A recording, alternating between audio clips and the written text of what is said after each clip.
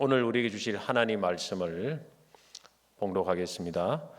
요한복음 15장 1절에서 5절 말씀입니다. 한 절씩 교독하도록 하겠습니다. 나는 참 포도나무요 내 아버지는 농부라 붙어 있어 열매를 맺지 아니함. 아버지께서 그것을 제거해 버리시고 물은 열매를 맺는 가지는 더 열매를 맺게 하려 그것을 깨끗하게 하시느니라. 너희는 내가 일러준 말로 이미 깨끗하여 졌으니 내 안에 가라. 나도 너희 안에 가리라. 가지가 포도나무에 붙어 있지 아니하면 스스로 열매를 맺을 수 없은가. 너희도 내 안에 있지 아니하면 그러하리라. 다 같이 읽겠습니다. 나는 포도나무요 너희는 가지라. 그가 내 안에 내가 그 안에 가면 사람이 열매를 많이 맺나니 나를 떠나서는 너희가 아무것도 할 수 없음이라. 아멘.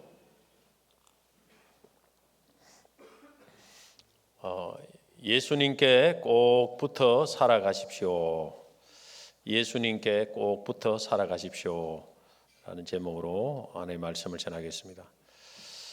2016년 우리 브라질 리우데자네이루 하계올림픽 남자 펜싱 결승전에 나선 우리나라 이 박상영 선수가 있습니다. 결승전인데 2라운드 점수가 13대 9입니다. 넉 점을 더 졌는데 15점을 먼저 내면은 끝나는 게임이죠. 15점을 먼저 내면 금메달을 따는데 지고 있는 상황입니다. 상대는 이미 올림픽에서만 2개의 금메달을 딴 백전노장이었는데 3라운드를 앞둔 이 박상현 선수가 갑자기 할 수 있다, 할 수 있다 그런 주문처럼 혼자말로 계속 이렇게 되뇌었습니다. 할 수 있다, 할 수 있다, 할 수 있다. 아마 그때 보신 분들은 아마 그 장면을 기억하실 거라고 생각합니다. 그리고 시작된 3라운드 되었을 때 이제 서로 한 점씩 주고받았습니다. 14대 10. 상대는 한 점만 더 내면 경기가 끝나는 거예요. 박상현 선수는 5점을 더 내야 되고, 뭐 이 게임이 지금 뭐 뒤집기에는 너무 힘들지 않겠습니까? 그런데 마법 같은 일이 일어났습니다. 박상현 선수가 연속 5점을 내어 기적적인 대역전극이 일어났습니다. 뭐 대역전극이 일어나지 않았으면 괜히 뭐 혼자서 뭐 할 수 있다 뭐 해도 그 뭐 아무 기억도 안 할 건데, 이게 이제 역전을 하니까 대역전극이 일어나니까 박상영 선수가 그 밀리는 상황에서 내뱉은 말, 이것이 국민들에게 큰 감동을 주고 국민들이 또 자기 일처럼 기뻐했습니다. 박상현 선수가 내뱉은 이 말이 뭐냐? 할 수 있다, 할 수 있다, 할 수 있다.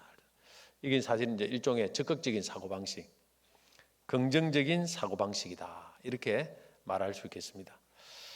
할 수 있다는 생각을 가지고 못한다는 부정적인 생각을 버리고 나도 할 수 있다는 생각을 가지고 살아가면 이제 긍정적으로 모든 것이 바뀌어진다. 실제 그 일이 일어난다. 막 이런 것이 적극적 사고방식, 긍정적 사고방식이죠. 그런데 문제는 우리 신앙생활 할 때 우리가 가장 속기 쉬운 것 중에 하나가 내가 스스로 무엇을 할 수 있다고 생각하고 또 하려고 하는 것이라는 거예요. 이 적극적인 사고방식, 긍정적 사고방식이 일면 참 뭐 좋은 점이 있습니다. 전혀 없는 건 아니에요. 그러나 성경적으로 이걸 잘 검토를 해보면 여기에는 문제가 있을 수 있다는 것입니다. 문헌에 의하면 이런 식의 사고방식은 고대 동서양의 정신연금 수사들로부터 전승이 되었다고 합니다. 그래서 이 사고방식이 이제 기독교에 들어와서 많은 사람들이, 이런 생각을 가진 사람들이 이제 믿음이 굉장히 좋은 사람처럼 취급을 받고 있다는 것이죠. 뭐 그렇다고 해서 내가 할 수 없다는 그런 비관주의적 부정적인 사고방식이 옳은 것도 아니에요, 사실은. 근데 이 두 가지 다 뭐냐면은 인본주의 사고방식입니다. 이게 전부 다 나로부터 나온 거 아니면 나로부터. 내가 할 수 있다, 내가 못한다. 오늘 말씀에도 이런 할 수 있다는 사고방식이 잘못되었다 하는 것을 오늘 말씀에 꼭 꼬집고 있습니다. 어디 나오느냐 하면 요한복음 15장 4절에 나와요. 같이 한번 읽어보겠습니다. 내 안에 거하라 나도 너희 안에 거하리라. 가지가 포도나무에 붙어 있지 아니하면 스스로 열매를 맺을 수 없는 같이 너희도 내 안에 있지 아니하면 그러하리라. 자, 여기서 보세요. 스스로 열매를 맺을 수 없는 같이 너희 스스로는 열매를 맺을 수 없다. 그런데 적극적인 사고방식은 스스로 나는 할 수 있다. 여기 문제가 있는 거죠. 하나님 성경 말씀은 스스로 못한다는 거예요. 그래서 인본주의라는 거예요. 스스로 못한다. 성경은 분명히 스스로 할 수 없다. 이에 반해 신본주의 사고방식이 있습니다. 신본주의 사고방식. 이것이 바로 5절에 나옵니다. 5절. 같이 한번 더 읽어보겠습니다. 5절. 나는 포도나무요 너희는 가지라. 그가 내 안에 내가 그 안에 가면 사람이 열매를 많이 맺나니 나를 떠나서는 너희가 아무것도 할 수 없습니다. 나를 떠나서는 예수님을 떠나서는 너희가 아무것도 할 수 없다. 반대로 하면은 예수님을 떠나지 않으면 우리가 모든 걸 할 수 있다 이 말 아니겠습니까? 이게 바로 신본주의 사고방식이에요. 그러니까 이런 사고방식에 많은 열매를 맺는다는 거예요. 많은 열매를. 인본주의와 신본주의의 차이가 뭐냐 하면은 열매 차이입니다. 많은 분들이 사실은 교회는 다니지만은 인본주의 사고방식을 가지고 있으면 주님이 기뻐하는 열매가 절대 맺히지 않습니다. 주님은 열매를 맺고 안 맺고에 따라서 그 사람의 그 사고방식에 영향이 있다는 거예요. 그럼 주님이 말씀하시는 열매는 뭘까요? 오늘 말씀에서 겉으로 드러난 어떤 성공을 말할까요? 반드시 그렇지는 않습니다. 사실 적극적인 사고방식으로 겉으로 드러난 성공은 만들 수도 있습니다. 사실 자꾸 할 수 있다 하다 보면 힘이 좋아지지 않습니까? 그래서 스포츠 같은 데 경우에도 어떤 겉으로 드러난 성공을 만들 수 있어요. 사실 이게 푹 쳐져 가지고 그래서 계속 화이팅 막 할 수 있다 막 뭐 말을 해야 돼요. 그래야 사람이 이제 막 이 적극 힘이 춤이 좋아져 가지고 경기에 이길 수 있는 거예요. 사실은. 근데 이것이 주님이 말하는 열매일까요? 성경을 자세히 보면 그렇지 않다는 거예요. 겉으로 드러난 어떤 세상적인 성공을 주님은 열매라고 말하지 않습니다.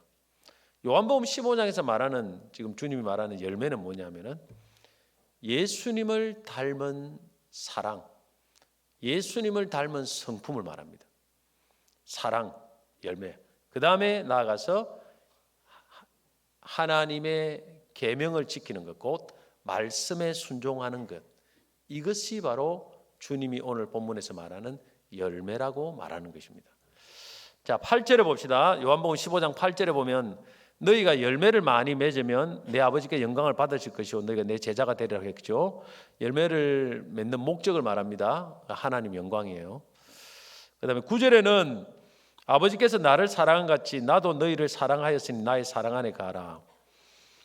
예수님의 사랑을 받고 그 사랑 안에 거하라 했습니다. 사랑을 받으라 말이죠, 한마디로. 그 다음에 10절에 보면 내가 아버지의 사랑 계명을 지켜 그의 사랑 안에 거하는 같이 너희도 내 계명을 지키면 내 사랑 안에 거하리라.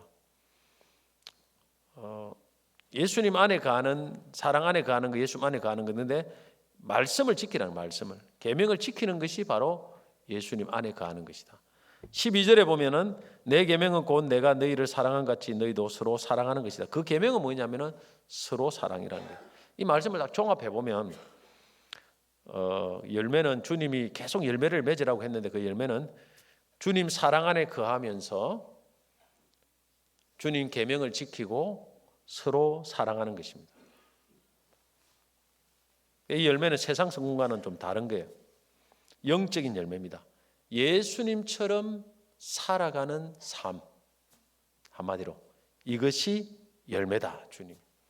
그런데 자 보십시오. 우리가 착각하는 것이 적극적인 사고방식으로서는 어떤 겉으로 드러난 어떤 성공은 거둘 수 있어요. 그러나 예수님처럼 살아가는 그런 사랑의 열매, 말씀을 온전히 지키는 순종의 열매, 이거는 절대 맺을 수 없다는 거예요. 이것이 다릅니다. 차이가 나는 거예요. 세상 사람들이 열광하죠. 엄청나게 열광해요. 그런 사고방식에 대해서. 우리가 또 좋은 면이 있어요. 없는 건 아니에요. 그러나 성경적으로 보면은 그렇게 해가지고는 예수님의 성품이 드러나지 않는다. 그래서 우리가 어떤 사람이 예수님이 그 사람의 열매로 그들을 알라고 할 때 그게 뭐냐면은 말씀을 지키는가 안 지키는가를 보라는 거예요. 말씀. 겉으로 드러나는 어떤 성공 아니고 그 사람이 얼마나 말씀대로 살려고 애를 쓰는가. 이것이 열매다는 거예요. 이것이 진짜와 가짜를 구별하는 열매다. 그 예수님 말씀입니다. 마태복음 7장에 나오는 말씀. 그래서 이런 열매는 적극적인 그냥 사고방식으로는 절대 이루어질 수 없는 거예요. 절대 맺을 수 없습니다, 여러분. 오히려 그렇게 하는 사람들이 오히려 더 이렇게 예수님을 안 닮은 그런 경향이 있을 수 있습니다. 이런 열매는 신본주의 사고방식, 성경적 사고방식을 가져야 맺을 수 있습니다. 그러면 신본주의 사고방식은 뭐냐? 크게 두 가지입니다. 오늘 본문에. 첫째는 자기 스스로 영적인 열매를 맺을 수 없다는 것을 내가 깊이 인식하는 거예요. 나 스스로는 어떤 열매도 맺을 수 없다. 4절이죠. 내 안에 가라 나도 너희 안에 가리라. 가지가 포도나무에 붙어 있지 아니하면 스스로 열매를 맺을 수 없는 같이 스스로 열매를 맺을 수 없다는 거예요. 우리가 자기의 그 존재의 정체성을 잘 파악을 해라는 것입니다. 우리는 존재가 뭐냐면 가지입니다. 가지. 포도나무가 아니에요. 이게 우리의 정체성입니다. 우리의 존재의 한계를 잘 인식해야 돼요. 그래야 열매를 맺을 수 있습니다. 내가 포도나무처럼 여기면 안 됩니다. 우리는 스스로 독립해서 살 수 없는 존재입니다. 포도나무에 붙어서 사는 거예요. 의존해야 돼요. 우리는 하나님께 의존해 살 수 있지 내 스스로 뭔가를 할 수 있도록 창조된 존재는 아니다는 거예요. 이것을 분명하게 인식을 해야 됩니다. 우리가 어떤 일을 과거에 이루었다고 해서 지금도 이룰 수 있다고 착각하는 경우가 있습니다. 이것은 인간적인 자신감이자 착각입니다. 과거에 어떤 교회를 크게 성장시키고서 그런 목사님들이 중간에 어떤 문제로 나와서 이렇게 개척을 해보면 안 돼요. 옛날만큼 안 돼요. 그런 경우가 많이 있습니다. 내가 과거에 했으니까 지금도 할 수 있을 것이라는 게 착각이라는 거예요. 내가 한 게 아니고 하나님이 그때의 하나님이 나를 통해서 일을 하신 것이죠. 그런데 그 시기가 지나가 버리면 하나님이 아무것도 일하지 못하는 그런 때가 오면은 역사하지 않아요. 그래서 모든 근원이 어디 있느냐면은 나에게 있는 것이 아니고 하나님께 있는 것입니다. 그래서 하나님이 없이 어떤 자신감만 가지고 밀어붙였다가는 완전히 쪽박 차는 거예요. 망하는 것입니다. 이 부분을 우리가 분명히 알아야 됩니다. 우리는 우리 존재에 대한 정체성을 잃어버리면 그런 일이 일어납니다. 그래서 무언가가 우리를 통해 일어나면 하나님께 감사와 영광 돌리시기 바랍니다. 그리고 무엇을 하려고 할 때 자신감으로 하면 안 됩니다. 하나님의 뜻을 따라 해야 됩니다. 허락을 받고 해야 됩니다. 이게 굉장히 중요한 거예요. 스스로 못 한다고 했지 않습니까? 특별히 하나님의 일, 교회의 일, 영적인 일, 영혼을 구원하고 영혼을 변화시키는 것은 절대 못 해요.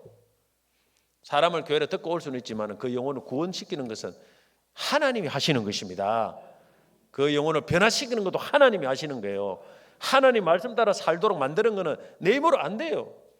인간적인 우정은 우리가 어떻게 하면 되지만은 그 영혼이 하나님 예수님을 닮아가도록 만들고 예수님 말씀 따라 살도록 만드는 것은 그것은 하나님의 영역입니다.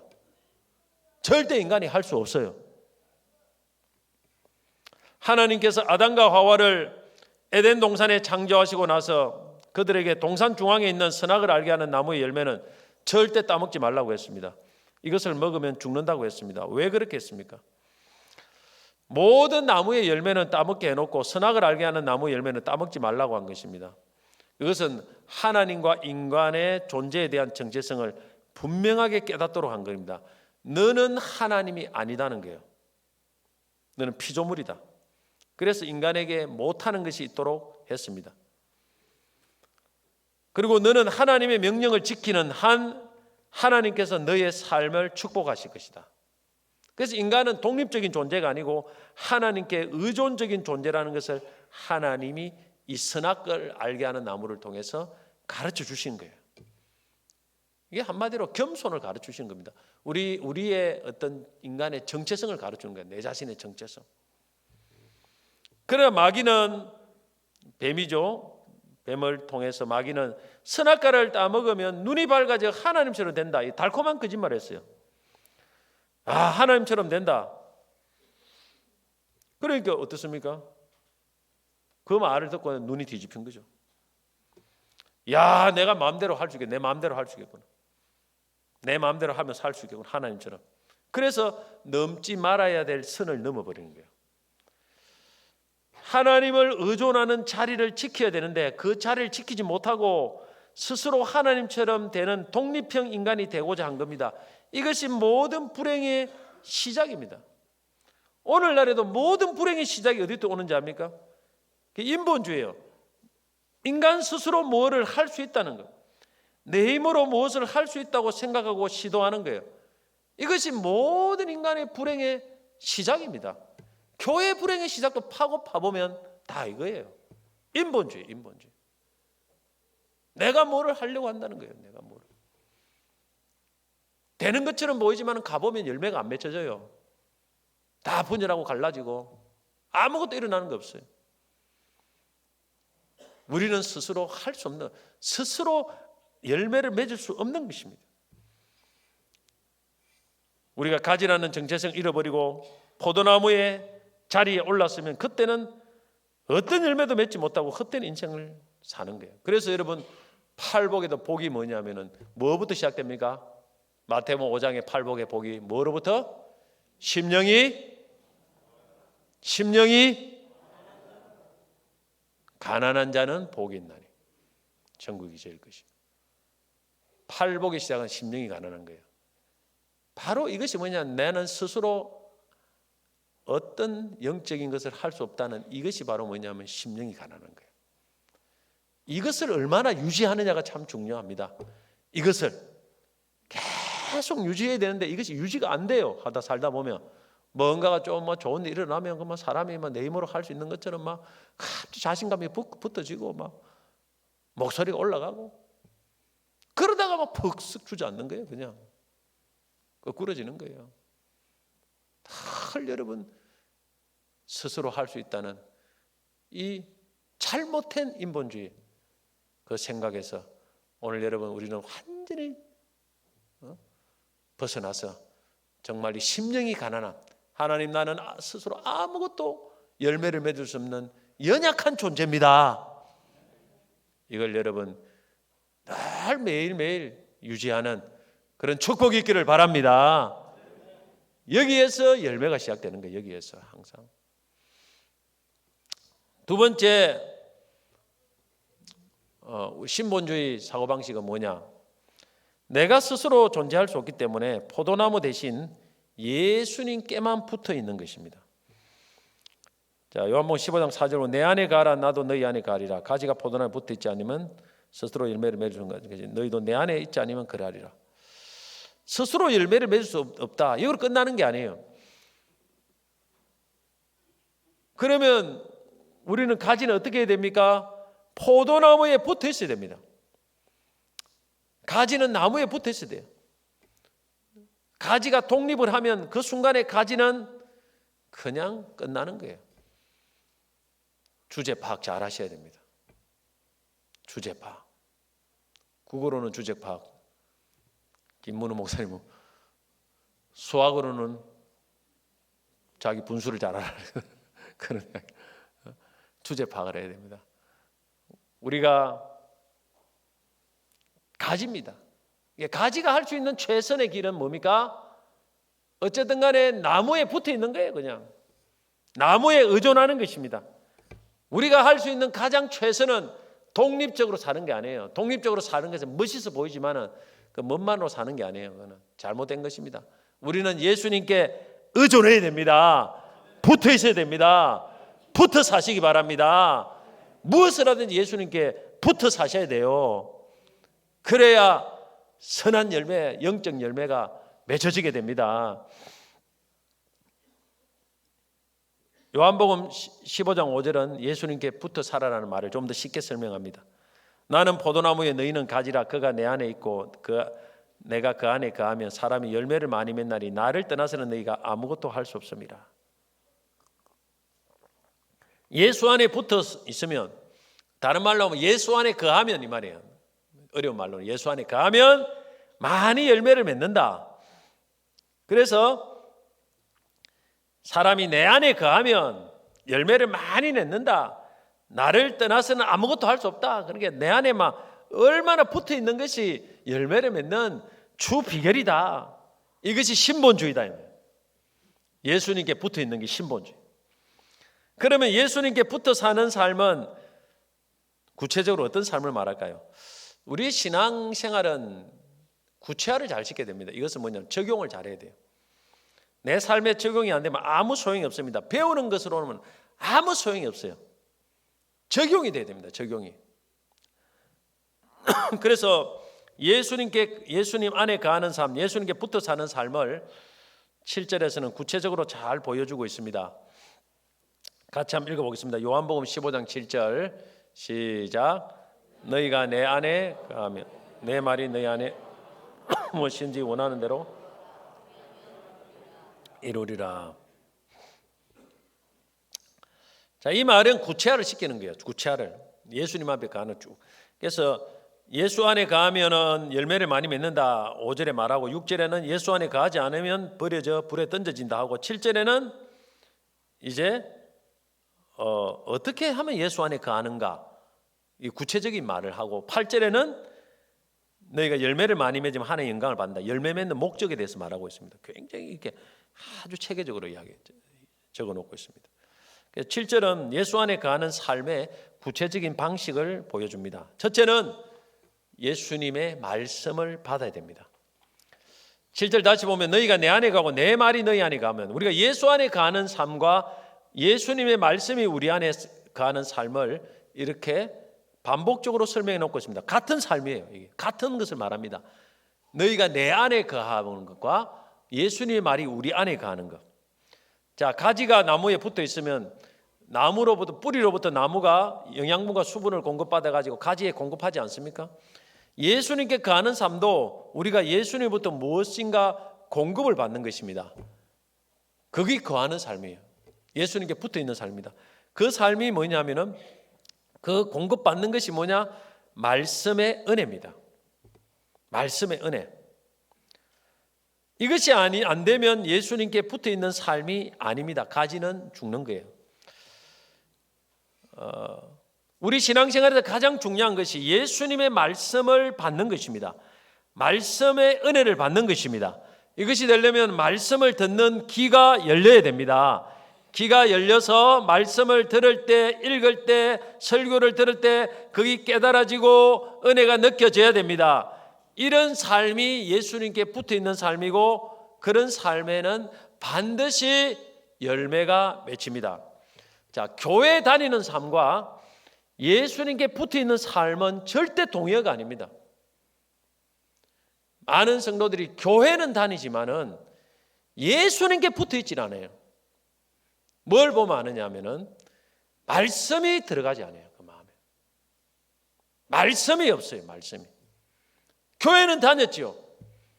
그러나 말씀이 그 안에 들어가지 않기 때문에 그것은 뭐냐면 예수님과 붙어 있지 않다는 거예요.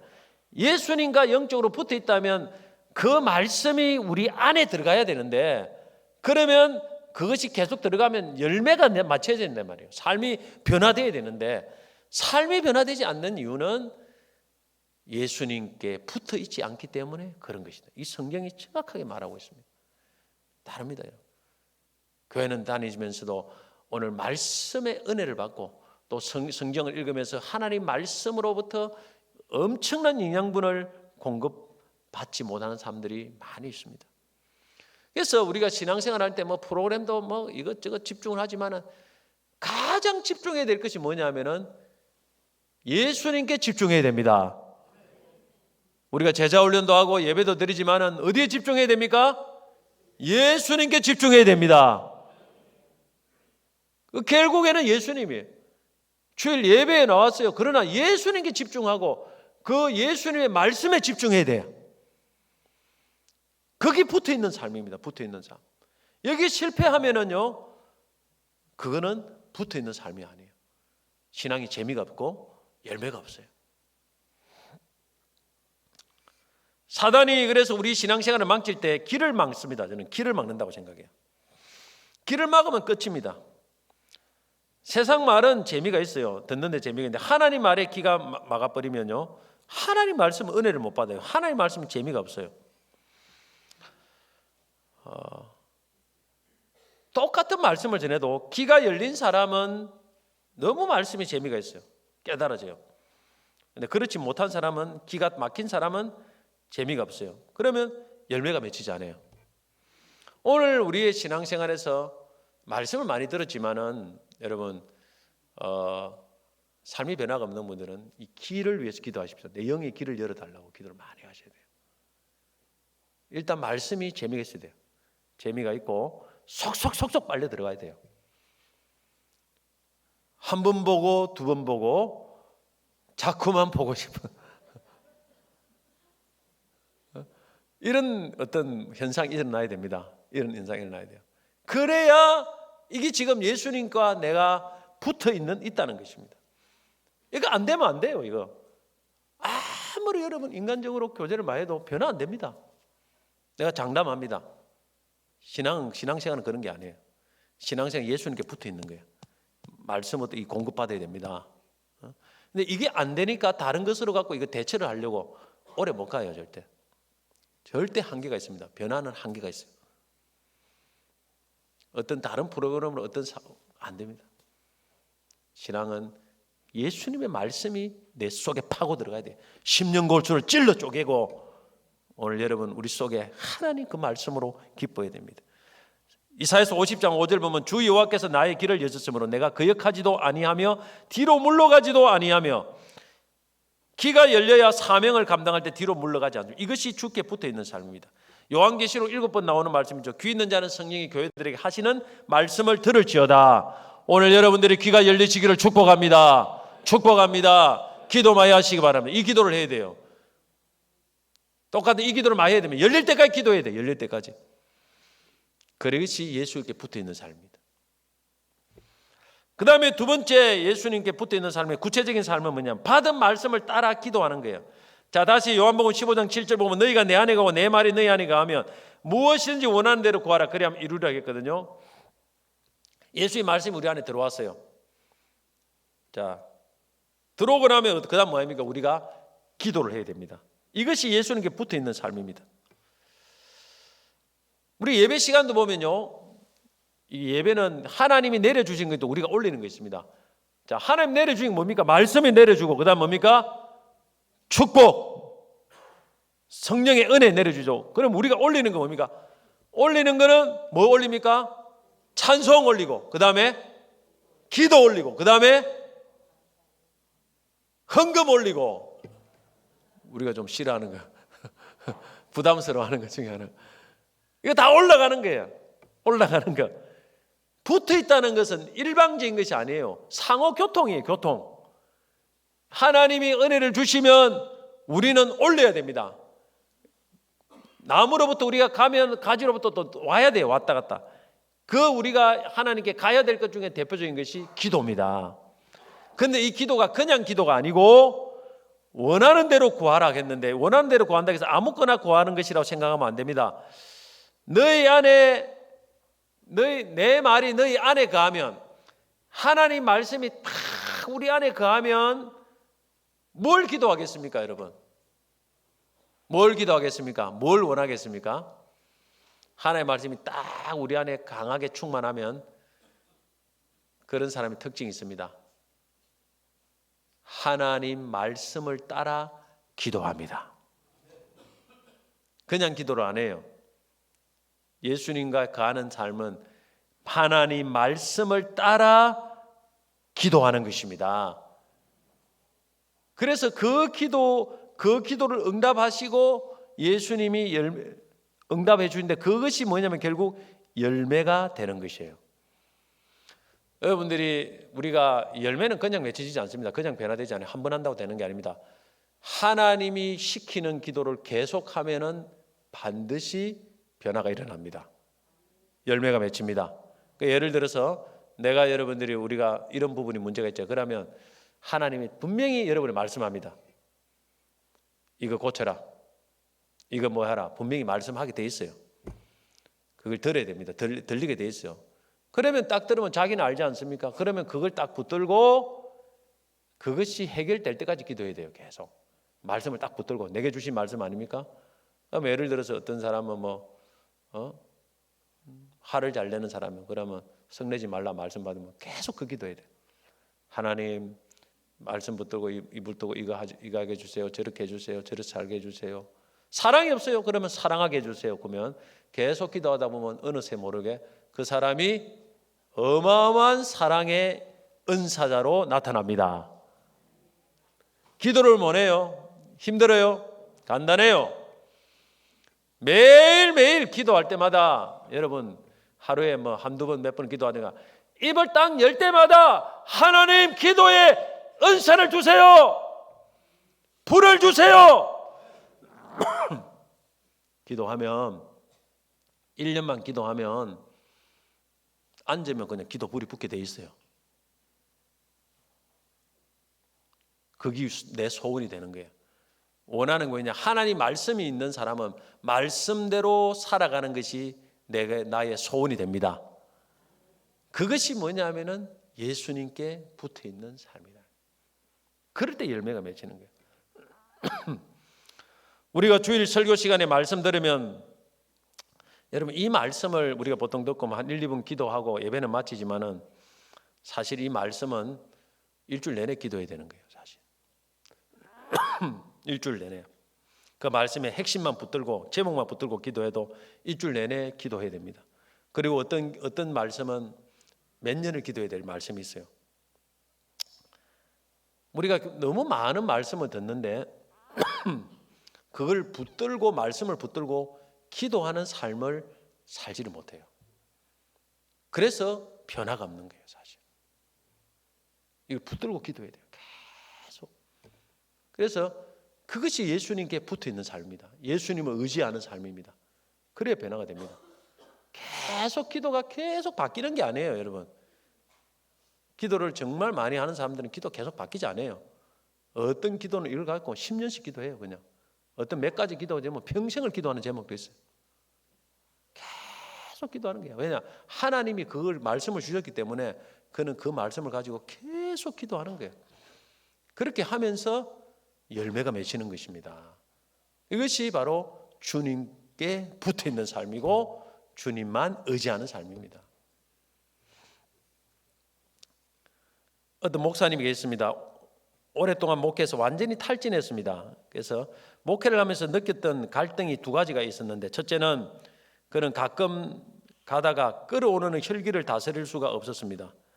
때로는 아내도 제대로 사랑하지도 못하고 화를 내고 하는데 어떻게 원수를 사랑할 수 있겠는가라고 생각했습니다. 둘째 문제는 뭐냐면은 주님의 음성을 들을 수 없었습니다. 목사님인데 사실 명색의 주의 종이면 주의 음성을 듣고 사람들이 그거를 가르쳐야 한다고 생각을 했는데, 그는 도저히 주의 음성을 들을 수 없어서 목회를 하면서 계속 양심에 찔렸습니다.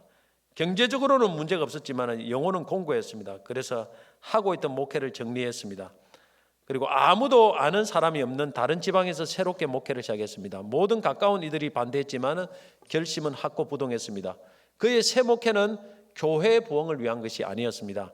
그는 주님의 지배를 받지 않고 나름대로 산 삶에 지쳤고 거기에 아무런 열매가 없음을 깨닫고 이제 남은 삶은 온전히 주님의 음성만 듣고 거기에 순종하는 사역을 하고 싶었습니다. 그래서 성도 한 명 없이 조그만 장소를 임대해서 교회를 시작했습니다. 그는 전도도 하지 않고 하루 종일 교회에서 머물면서 주님의 음성을 듣기 위해서 기다리는 오직 한 가지 기도만을 했습니다.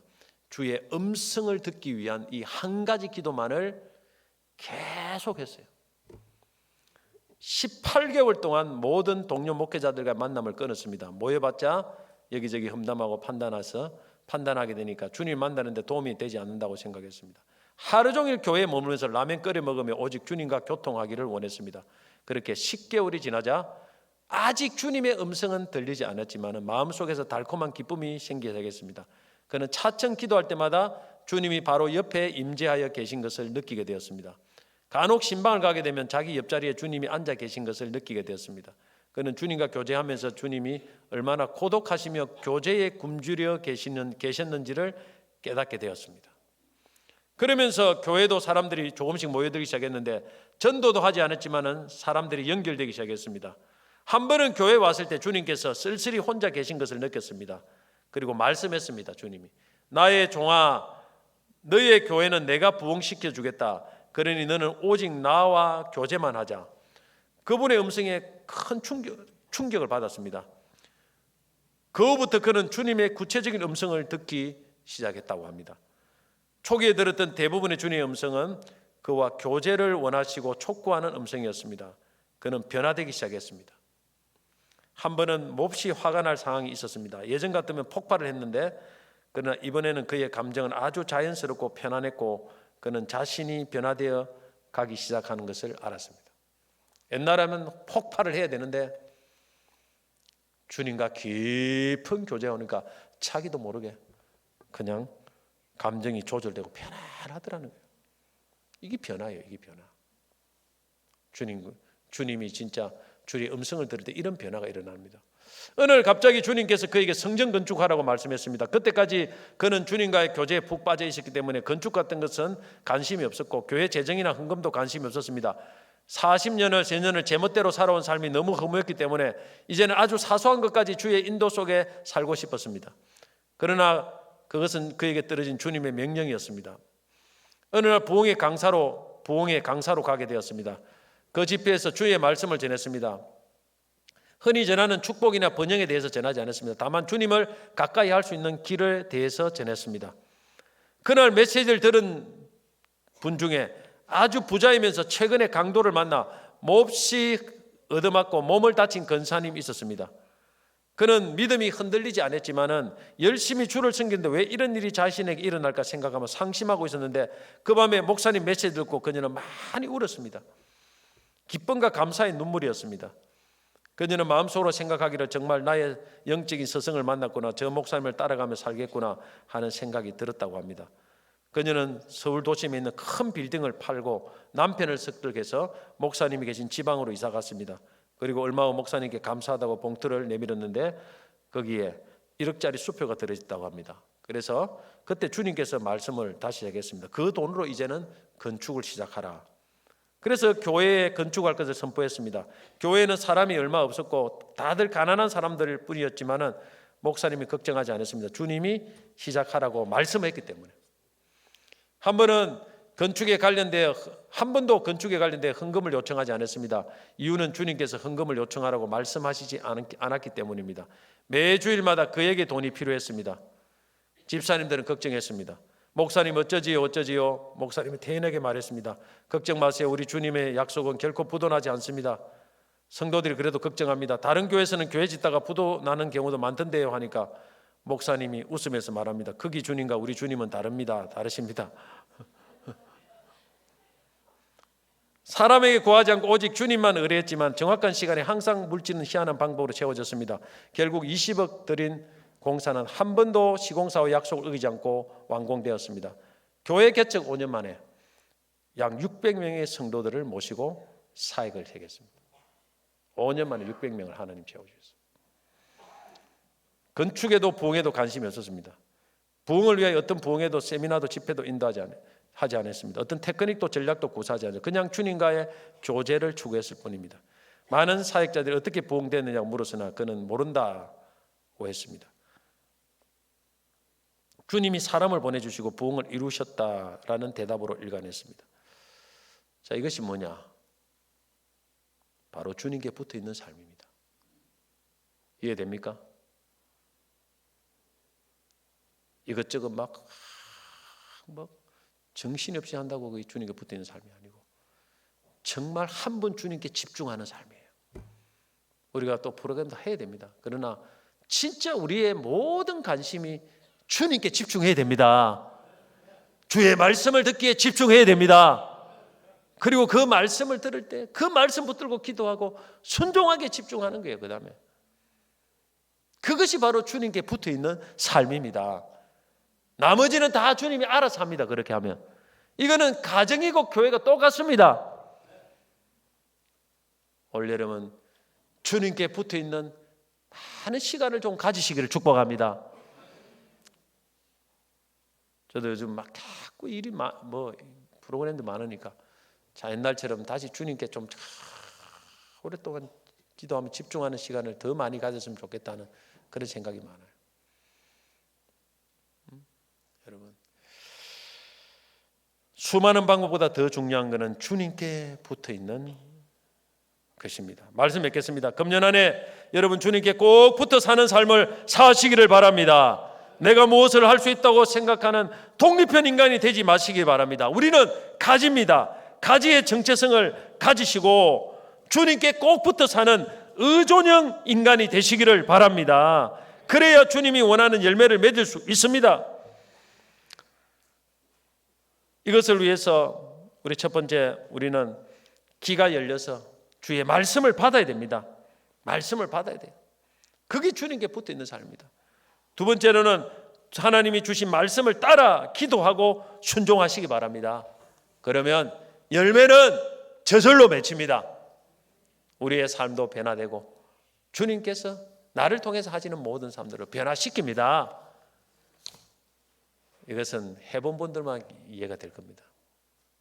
아직 이 말씀이 이해가 100% 안 되시는 분들은 한번 주님께 붙어있는 시간을 좀 많이 가져보시기 바랍니다. 그러면 이 말이 더 잘 이해가 될 겁니다. 더 실감나게 마음에 다가올 겁니다. 우리는 스스로 할 수 없습니다. 하시는 분은, 열매 맺게 하시는 분은 주님이십니다. 그래서 주님께 붙어서 풍성한 열매를 맺는 우리 2025년도가 되시기를 주의 이름으로 축복합니다.